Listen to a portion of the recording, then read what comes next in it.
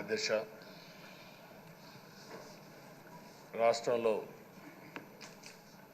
రాష్ట్రంలోనే కాదు తెలుగు రాష్ట్రాల్లో అత్యంత సీనియర్ శాసనసభ్యులు మీరు ఒకరు. బీసీ నేతగా గుర్తింపు ఉన్న మిమ్మల్ని నేడు శాసనసభ అధ్యక్ష పదవిలో చూడడం చాలా సంతోషంగా ఉంది అధ్యక్ష.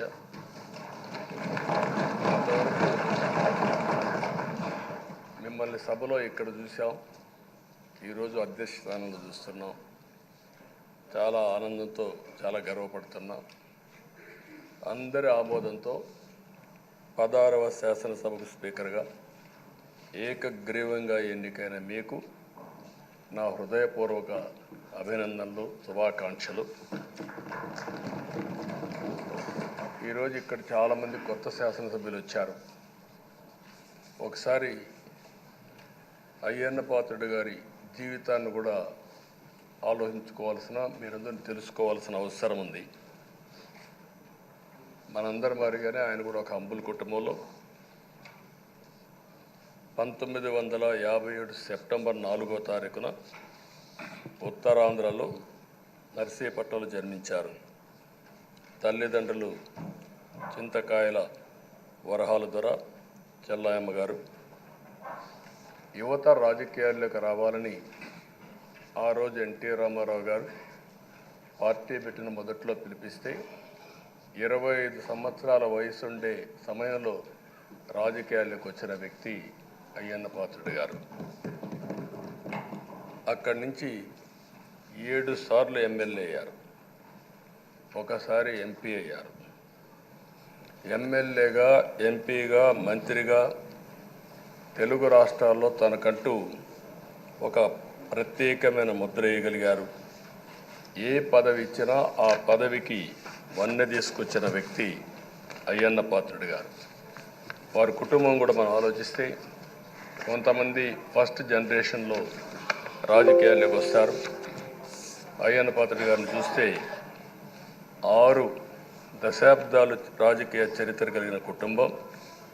1962లో అయ్యన్న పాత్రుడు గారి తాత లచ్చా పాత్రుడు గారు స్వతంత్ర పార్టీ నుంచి పోటీ చేసి గెలిచారు.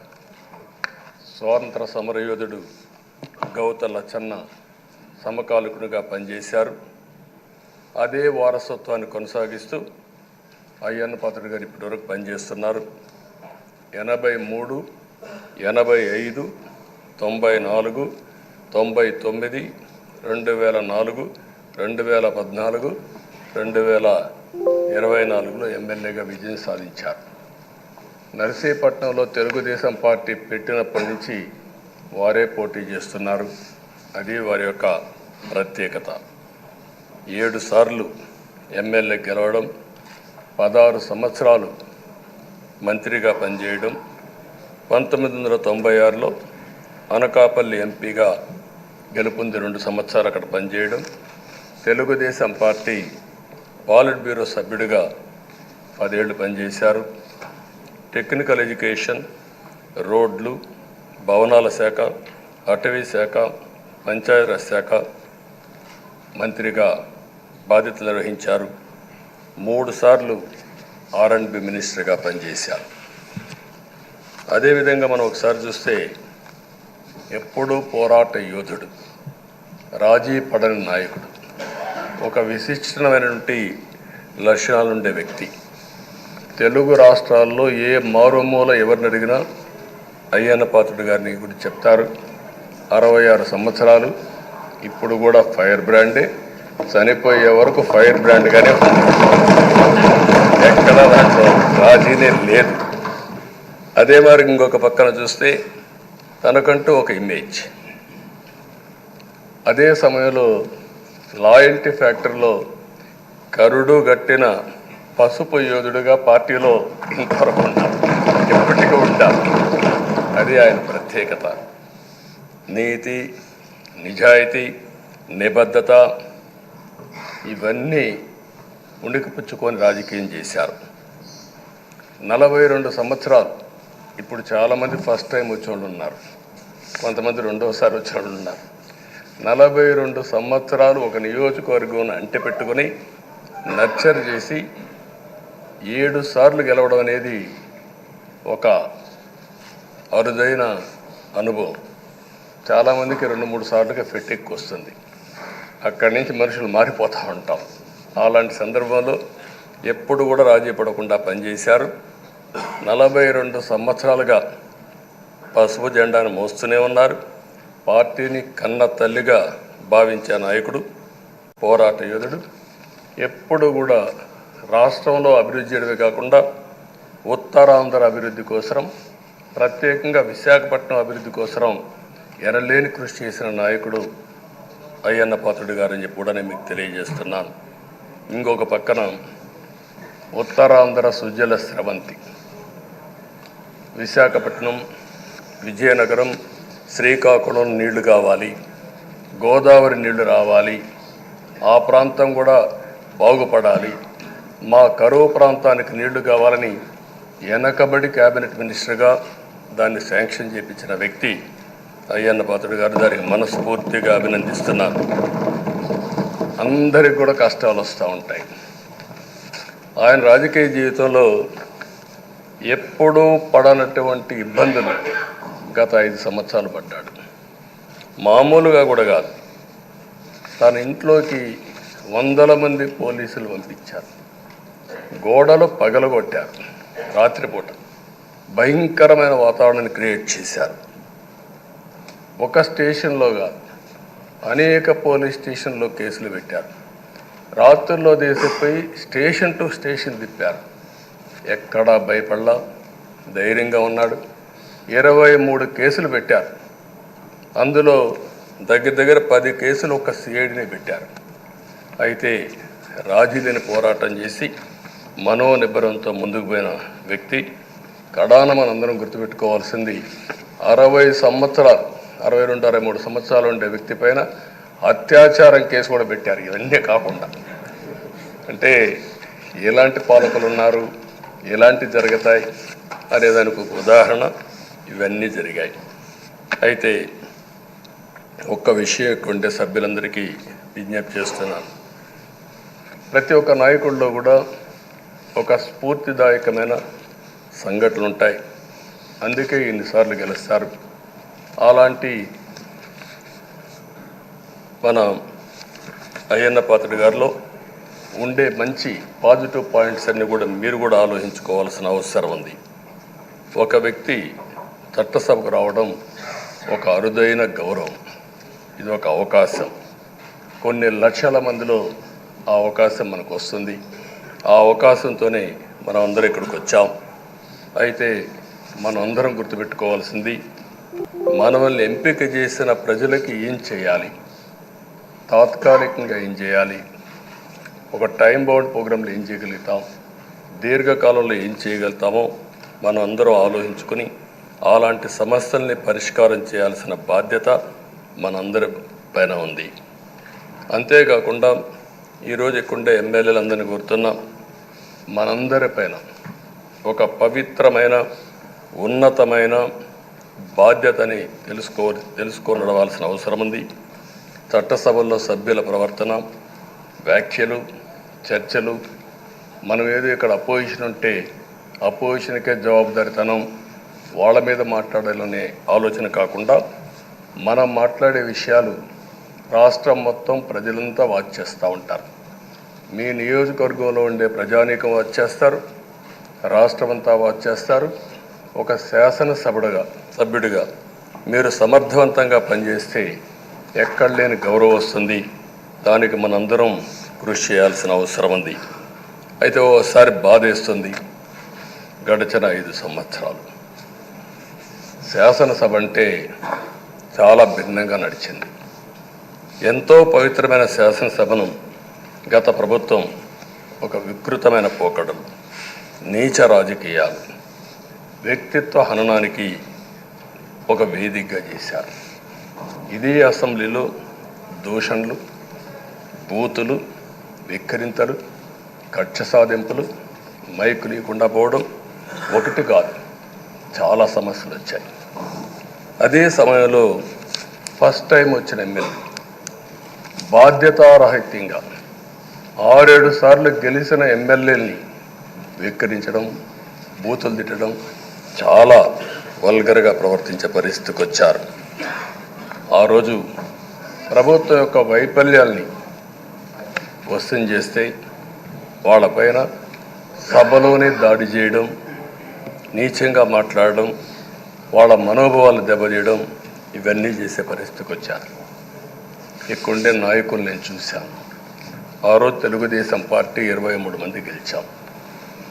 జనసేన లేరు, బీజేపీ లేరు. కానీ ఆ 23 మందిని గెలిచినాక ఇదే అసెంబ్లీకి వస్తే వాళ్ళు ప్రవర్తించిన తీరు మీరు చూస్తే చాలా బాధాకరంగా ఆ రోజు పనిచేసే పరిస్థితికి వచ్చారు. ఆ రోజు ఒక్క విషయం మీరు చూస్తే నేను కూడా ఇదే హౌస్లో చాలా బాధపడిన సందర్భం రోజు ఉంది. మెంబర్స్ అందరం ఉన్నాం. నన్ను గురించి, నా కుటుంబాన్ని గురించి ఇష్టానుసారంగా మాట్లాడితే కనీసం యాక్షన్ తీసుకోవడానికి నాకు మైక్ ఇవ్వమని అడిగాను. మేము నిరసన తెలియజేసి వెళతామని మైక్ అడిగితే మైక్ ఇవ్వలేదు. ఇవ్వకుండా మీరు చూస్తే మామూలు సంఘటన కాదు. ఆ రోజు నేను ఒక మాట చెప్పాను, ఇది గౌరవ సభ కాదు, మీరు నాకు మైక్ కూడా ఇవ్వడం లేదు. మైక్ ఇవ్వకపోయినా నేను స్టేట్మెంట్ ఇవ్వాలి కాబట్టి ఇచ్చేడతాను రికార్డు కోసం అని చెప్పి గట్టిగా లేచి ఇదే సీట్లో కూర్చొని ఆ రోజు నేను చెప్పింది అదే వర్డ్స్ మీకు రిపీట్ చేస్తున్నాను. నేను స్టేట్మెంట్ ఇవ్వాలనుకున్నాను, మీరు మైక్ ఇవ్వకుండా చేశారు. అయినా నాకు బాధ లేదు. మళ్ళీ చెప్తున్నా, ముఖ్యమంత్రిగానే ఈ హౌస్కు వస్తాను తప్ప అదర్వైజ్ అవసరం లేదు. ఇది ఒక గౌరవ సభ కాదు. ఇలాంటి గౌరవ సభలో నేనుండనని మరొక్కసారి చెప్తూ మీకు నమస్కారం. ప్రజలకు విజ్ఞప్తి చేస్తున్నా, నా అవమానం మీరు అందరూ అర్థం చేసుకొని నిండు మనసుతో ఆశీర్వదించాలని కోరుతూ ఈ సభ నుంచి వాకౌట్ చేస్తున్నానని చెప్పి వాకౌట్ చేసి బయట ప్రెస్ కాన్ఫరెన్స్ పెట్టాను. ఎందుకు ఈ విషయం చెప్తున్నానంటే నా జీవితంలో ఇది 9వసారి నేను ఎమ్మెల్యే. ఈ రాష్ట్రంలో తెలుగు జాతిలో నాకు వచ్చిన అవకాశాలు ఏ నాయకుడికి రాలేదు. 14 సంవత్సరాలు ముఖ్యమంత్రిగా పనిచేశాను. ఇప్పుడు మళ్ళీ ముఖ్యమంత్రి అయ్యాను. 15 సంవత్సరాల పొజిషన్ పార్టీ లీడర్గా పనిచేశాను. కానీ తిరుపతిలో నా పైన దాడి జరిగింది. 24 క్లేమోర్ మైన్స్ నా మీద బ్లాస్ట్ చేశారు. ఆ రోజు కూడా నా కళ్ళలో నీళ్ళు రాలేదు. మొట్టమొదటిసారిగా ఎలాంటి సంబంధం లేని నా సతీమణి పైన ఆరోపణలు చేశారు. ఆ ఒక్కరిపైన కాదు, ఈ రాష్ట్రంలో ఆడపడుతులందరిపైన, గౌరవంగా బ్రతికే ఆడబిడ్డలందరినీ అవమానం చేయడం, సోషల్ మీడియాలో పెట్టడం, క్యారెక్టర్ అసాసినేషన్ చేయడం, ఇలాంటి చాలా సంఘటనలు జరిగాయి. దానికి పరాకాష్ఠగా ఆ రోజు శాసనసభ్యులు కానీ, కొంతమంది అయితే భవానీ శాసన సభలో సభ్యురాలుగా ఉండి ఎన్నో పోస్టింగ్స్ పెట్టే పరిస్థితికి వచ్చారు. అలాంటి సంఘటనలు చూసిన తర్వాత ఫస్ట్ టైం నా జీవితంలో ఆడబిడ్డల కోసరం ఇలాంటి హననాన్ని చేశారని బాధపడుతూ కంటతడి పెట్టాను. ఆ రోజే అనుకున్నా, ఇలాంటి పార్టీ ఈ రాష్ట్రానికి అరిష్టం, ఇలాంటి వ్యక్తిత్వం ఉండకూడదు. మళ్ళీ ఈ రాష్ట్రాన్ని గౌరవ సభ చేసి హోందాగా నడిపించే వరకు నేను పనిచేస్తానని చెప్పి ఒక శపథం చేశాను. ఆ శపథం ప్రకారమే ప్రజలు గెలిపించారు, వచ్చాను. ఈరోజు 2 సంవత్సరాల తర్వాత, ఆ రోజు నేను వెళ్ళింది 2021 నవంబర్ 19వ తారీఖున వెళ్ళాను. నిన్న మీ అందరి ఆశీస్సులతో, ప్రజలందరి యొక్క ఆమోదంతో ఈ సభలోకి ఎంటర్ అయ్యాం. నాకు జరిగిన అవమానం కానీ, ఆడబిడ్డలకు జరిగిన అవమానం కానీ భవిష్యత్తులో ఎవరికీ జరగకుండా కాపాడే బాధ్యత ఈ అసెంబ్లీ తీసుకోవాలని అందరినీ కోరుకుంటున్నాను.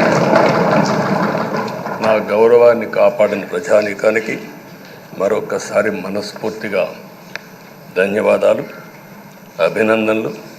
నా జీవితాంతం రుణపడి ఉంటా. మళ్ళీ నాకు జన్మనంటే తెలుగువాడిగా పుట్టాలని, తెలుగు గడ్డ రుణం తీర్చుకోవాలని నా ఆకాంక్ష. తప్పకుండా ఇచ్చేస్తాను. మొన్న మీరు ఒక్కసారి చూస్తే ఎన్నికల్లో ఇక్కడుండే శాసనసభ్యులందరికీ అనుభవం ఉంటుంది. ఎక్కడో అమెరికాలో ఉండే వ్యక్తులు 5 లక్షలు 10 లక్షల రూపాయలు ఖర్చు పెట్టుకుని ఓటొచ్చి ఓటేయడం, నెల 2 నెలలు పనిచేసే పరిస్థితికి వచ్చారు. వేరే రాష్ట్రాల్లో ఉండే ప్రతి ఒక్కరూ ఇది నా బాధ్యత అనే ఉద్దేశంతో అందరూ వచ్చి ఓట్లేసే పరిస్థితికి వచ్చారు. కొన్ని సంఘటనలు చూస్తే ఆశ్చర్యం వేస్తుంది. హైదరాబాద్ నుంచి ఎన్నికల ముందు రోజున 55 ట్రైన్లు వేశారు. 55 ట్రైన్లో ఫుట్పాత్ల పైన నిలబడుకొని వచ్చారు. ఏసీలో ఫుల్గా, మామూలుగా ఏసీ అంటే ఒక ప్రెషర్ ఉంటుంది, ఎక్కువ మంది ఉంటే గాలి ఆడదు. అయినా కూడా లెక్క పెట్టుకోకుండా వచ్చారు. వీళ్ళందరినీ మనం పిలిస్తే రాలా, మనం ఆర్గనైజ్ చేస్తే రాలా. కానీ ప్రజలు గెలవాలి, ఈ రాష్ట్రాన్ని కాపాడుకోవాలని పిలిపించాం. ఎన్డీఏ, పవన్ కళ్యాణ్ గారు, బీజేపీ, తెలుగుదేశం ముగ్గురం కలిసి దాంతో స్పందించి పెద్ద ఎత్తున ప్రతి ఒక్కరూ మా బాధ్యతను వచ్చారు. అదే మాదిరిగా పేదవాడు భోజనం తెచ్చుకొని బస్సుల్లో వచ్చి ఓటేసి మళ్ళీ వెళ్ళారు. అంటే అంత అభిమానం చూపించారు. వాళ్ళ రుణం తీర్చుకోవాల్సిన బాధ్యత ఈ సభ పైన ఉందని చెప్పి మీ అందరికీ తెలియజేస్తున్నా. ఆ బాధ్యతని మన కళ్ళ ముందు ఎప్పుడూ కనపడవలసిన అవసరం ఉంది. ఈరోజు రాష్ట్రం విధ్వంసమైన రాష్ట్రాన్ని మళ్ళీ గాడిని పెట్టాలి. మంత్రులందరం ప్రమాణ స్వీకారం చేశాం, పవన్ కళ్యాణ్ గారు అందరం కూడా చేశాం. కానీ ఈరోజు ఒక్కసారి ఆలోచిస్తే ఎక్కడున్నామో తెలియని పరిస్థితి, ఎంత అప్పు ఉందో తెలియని పరిస్థితి, చాలా సమస్యలు ఉన్నాయి. అయితే ప్రజలు మంచి ఎమ్మెల్యేలు ఎన్నుకున్నారు. నేను కానీ, పవన్ కళ్యాణ్ గారు కానీ, బీజేపీ కానీ, అగ్రనాయకత్వం అందరం కూడా, నరేంద్ర మోడీ గారితో సహా ఇంకొక పక్క అమిత్ షా గారు అందరం కూడా మీటింగ్లు పెట్టినప్పుడు చాలా స్పష్టంగా హామీలు ఇచ్చాం. అవి నమ్మారు, మనలందరినీ ఎంపిక చేసుకున్నారు. మీరందరూ కలిసి ఒక మంచి వ్యక్తిని, రాజకీయాల్లో గౌరవాన్ని కాపాడే వ్యక్తిని, పార్టీని నమ్ముకున్న వ్యక్తిని మీరు ఎన్నుకున్నారు.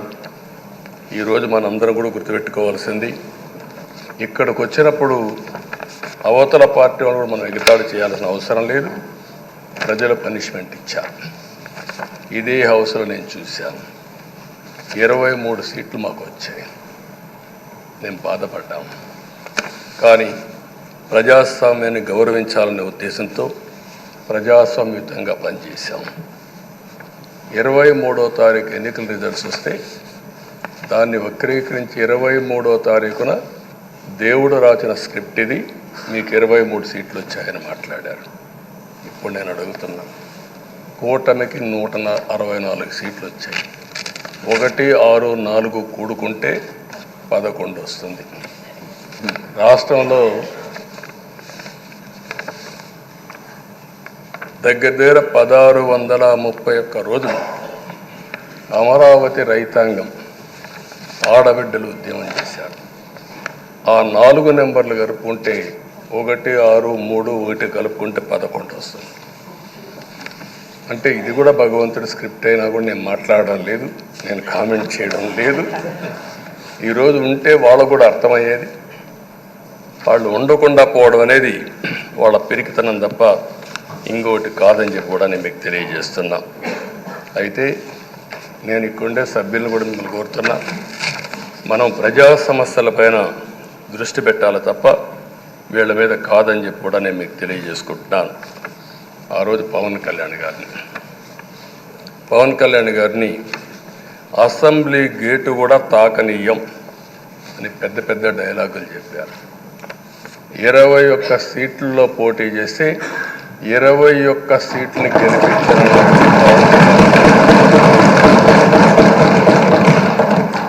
వైనాట్ 175 అని చెప్పి 11 కూడా తెచ్చుకోలేని నాయకత్వం. అంటే ఏ విధంగా మాట్లాడారు అనేదానికి ఇది ఒక ఉదాహరణ. ఆ రోజు పవన్ కళ్యాణ్ గారు చాలాసార్లు, నేను కూడా అన్నాను, బయట చాలామంది అభినందించారు. ఎక్కడ తగ్గాలో తగ్గడం, ఎక్కడ గెలవాలనో గెలవడం నేర్చిన వ్యక్తి పవన్ కళ్యాణ్ గారు. దానికి మనస్ఫూర్తిగా అభినందిస్తున్నాను. ఈరోజు మనందరం కూడా గుర్తుపెట్టుకోవాల్సింది, రాజకీయాల్లో సుదీర్ఘమైన రాజకీయాలు ఉన్నాం. మొత్తం కలిసి 16వ సభ. మీ అందరికంటే సీనియర్ మోస్ట్ నేను. 8 + 1 9వసారి. అంటే 16 సభల్లో 16వ సభ, 9 సభల్లో ఉన్నాను. అంటే అన్ని సభలను చూశాను. నా జీవితంలో ఎప్పుడూ చూడని సభ మొన్న జరిగిన సభ, 15వ శాసనసభ. కానీ ఇప్పుడు నేను కోరుకునేది మీ దగ్గర నుంచి,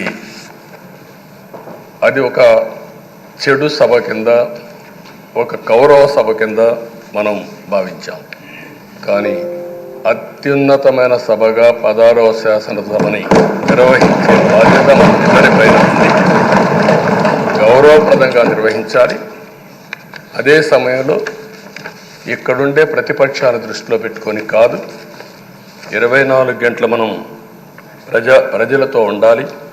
ప్రజాప్రభుత్వంగా, ప్రజలకు జవాబుదారితనంగా ఉండాల్సిందిగా నేను మిమ్మల్ని అందరినీ కోరుకుంటున్నా. ఈరోజు మనందరికీ అధికారం ఇవ్వడం కాదు, అతి ముఖ్యమైన బాధ్యత ఇచ్చారు. ఈ రాష్ట్రాన్ని మళ్ళీ ఘాటున పెట్టమని మనతో మాట్లాడారు, మనకు చెప్పారు. ఎప్పుడు కూడా నేను ఒకటే భావిస్తాను, ప్రజా జీవితాలను మార్చే శక్తి ప్రభుత్వ విధానాలకు ఉంటుంది. ఆ ప్రభుత్వ విధానాలకు రూపకల్పన చేసే సభ ఈ చట్టసభ. ఈ విషయం ప్రతి ఒక్కరూ గుర్తుపెట్టుకోవాల్సిన అవసరం ఉంది. ఈరోజు మనం చేసే పని, ఈరోజు ప్రజల భవిష్యత్తే కాకుండా భావితరాల భవిష్యత్తు కూడా నిర్ణయిస్తుంది. ఈరోజు భారతదేశం 91లో ఆర్థిక సంస్కరణలు వచ్చాయి. ఒక తెలుగు బిడ్డ పివి నరసింహరావు గారు ఆర్థిక సంస్కరణలు ప్రవేశపెట్టారు. ఈరోజు భారతదేశం ముందు చాలా వరకు అభివృద్ధి అయ్యే పరిస్థితి వచ్చింది. ఆయన ప్రవేశపెట్టిన ఆర్థిక సంస్కరణను నేను ఆదర్శంగా తీసుకొని ఆ రోజు ఉమ్మడి ఆంధ్రప్రదేశ్లో అనేక పాలసీలు తీసుకొచ్చాం, సంస్కరణలు తీసుకొచ్చాం. ఐటీ, విద్య, పాలనా రంగం, ఇన్ఫ్రాస్ట్రక్చర్, ఇవన్నీ మనం తీసుకొచ్చాం. ఎన్నో డికేడ్స్ కాదు, 25 సంవత్సరాల్లో దాని యొక్క ప్రభావం మనం అందరి ముందు కనపడుస్తుంది.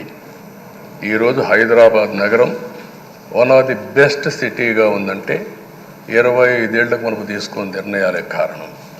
ఈరోజు నేను అందరినీ ఒకటే కోరుతున్నా, మీ అందరినీ, ఈరోజు భారతదేశం 5వ అతిపెద్ద ఆర్థిక వ్యవస్థ. ఇంకొక 4-5 సంవత్సరాల్లో ఎన్డీఏ ఆధ్వర్యంలో 3వ అతిపెద్ద ఆర్థిక వ్యవస్థగా తయారవుతుంది. 2047 వికసిత్ భారత్ ఎన్డీఏ నరేంద్ర మోడీ గారి కల అయితే, వికసిత్ ఆంధ్రప్రదేశ్ మనందరి కల కావాల్సిన అవసరం ఉంది. నాకు ఏమాత్రం అనుమానం లేదు, భారతదేశం ప్రపంచంలో అగ్రస్థానానికి వెళ్తాం. నెంబర్ 1 కానీ నెంబర్ 2 కానీ ఉంటాం. అదే సమయంలో మనందరి ఆశయం, మనం చేసే చట్టాలన్నీ కూడా తెలుగువారు ప్రపంచంలోని నెంబర్ 1గా ఉండాలని, ఆంధ్రప్రదేశ్ని జీరో పావర్టీ స్టేట్గా తయారు చేసి ఆర్థిక అసమానతలు తగ్గించే విధానానికి ఈ సభ శ్రీకారం చుట్టాలని కోరుకుంటూ, దానికి అయ్యన్న పాత్రుడు గారి అధ్యక్షతన మనం ముందుకు పోవాలని చెప్పి మనస్ఫూర్తిగా కోరుకుంటున్నాను. ఇంకొక పక్క ఈరోజు మీరందరూ కూడా గుర్తుపెట్టుకోవాల్సింది, ఈ సభలో దూషణలు, వెకిలి చేష్టలు అవి కాకుండా ఉందాతనంతో ప్రతి ఒక్కరం కూడా ముందుకు పోయే విధంగా కార్యక్రమాన్ని తీసుకుపోవాల్సిందిగా నేను కోరుతున్నాను. 16 సభలు మనం చూసాం. ఈ 16 సభలు మీరు చూస్తే ఆంధ్రప్రదేశ్ శాసనసభ హేమీలు వచ్చారు. అందులో టంగుటూరి ప్రకాశం పంతులు, ఎన్జి రంగా, నీలం సంజీవరెడ్డి, బెజవాడ గోపాల్ రెడ్డి, తెన్నేటి విశ్వనాథం, గౌత లచ్చన్న, పివిజి రాజు, పుచ్చలపల్లి సుందరయ్య, అయ్యదేవర కాళేశ్వరరావు, చండ్ర పుల్లారెడ్డి, వావిలాలు గోపాలకృష్ణయ్య, మోటూరి హనుమంతరావు, గుంటూరి బాపనయ్య, కాకాని వెంకటరత్నం లాంటి ఉద్దండులందరూ వచ్చారు. వీళ్ళు కాకుండా పివి నరసింహారావు ఈ రాష్ట్రంలోనే పుట్టి కేంద్రం నుంచి ఆర్థిక సంస్కరణలు తీసుకొచ్చారు. ఇంకో పక్కన ఎన్టీ రామారావు గారు, ఒక చరిత్ర సృష్టించిన యుగ పురుషుడు ఎన్టీ రామారావు గారు. వీళ్ళందరూ మనకు ఆదర్శం కావాలని మనస్ఫూర్తిగా కోరుకుంటున్నాను. అందుకని ఈరోజు ఒక పక్కన చూస్తే చట్టసభల విలువ తెలిసిన వ్యక్తి అయ్యన్న పాత్రుడు గారు. అనేక సందర్భాల్లో ఒక్కోసారి ఆవేశాలు మెంబర్లో వచ్చాయి. అవన్నిట్లో మీరు కూడా భాగస్వాములుగా ఉన్నారు. కానీ ఈరోజు నేను కోరుకునేది మీ ఆధ్వర్యంలో రాజ్యాంగ స్ఫూర్తి నిలుస్తుందని, ప్రజాస్వామ్యాన్ని కాపాడతారని, ఈ సభ హోందాగా నడుస్తుందని దాంట్లో నాకు ఏమాత్రం అనుమానం లేదు. ఆ నమ్మకం ఉంది. దానికి మరొక్కసారి మీ యొక్క ఆధ్వర్యంలో భగవంతుడు అన్ని విధాల మీకు ఆ శక్తినివ్వాలని, తప్పకుండా ఈ అసెంబ్లీ సెషన్స్లో ఈ 5 ఏళ్లలో రాష్ట్రానికి కొన్ని సమస్యలు ఉన్నాయి. వాటి మీద ఎక్కువ మనం ఫోకస్ పెట్టాల్సిన అవసరం ఉంది. రాజధాని కట్టుకోవాలి, పోలవరం పూర్తి చేసుకోవాలి, నదుల అనుసంధానం చేసుకోవాలి, పెట్టుబడులు రావాలి, మౌలిక సదుపాయాలు కలిగించాలి, బీసీలకు, బడుగు బలహీన వర్గాలకు న్యాయం చేయాలి. ఏది చేసినా పేదవాళ్ళ దృష్టిలో పెట్టుకొని ఈ అసెంబ్లీ చేసేటప్పుడు మీ అపారమైన అనుభవాన్ని మీరు ఉపయోగించుకొని ఈ సభను సక్రమైన దారిలో నడిపించడానికి మీరు దోహదం చేయాల్సిందిగా మిమ్మల్ని అందరినీ కోరుకుంటూ, ఈరోజు మీ ఆధ్వర్యంలో జరిగే చర్చలు 2047కి తెలుగు జాతి ప్రపంచంలోనే నెంబర్ 1గా ఉండడానికి, ఈ రాష్ట్రంలో పేదరికం లేని సమాజాన్ని నిర్మాణం చేయడానికి, ఆర్థిక అసమానతలు తగ్గించే దిశగా మన ప్రయాణం సాగడానికి పూర్తిగా మీ ఆధ్వర్యంలో సాగాలని చెప్పి కోరుకుంటూ, మరొక్కసారి మీకు భగవంతుడు అన్ని విధాల ఆయురారోగ్యాలు ఇచ్చి ఈ సభను సుజావుగా నడిపించే కార్యక్రమానికి శ్రీకారం చుట్టాలని కోరుకుంటూ మీకు నమస్కారం తెలియజేస్తున్నాను.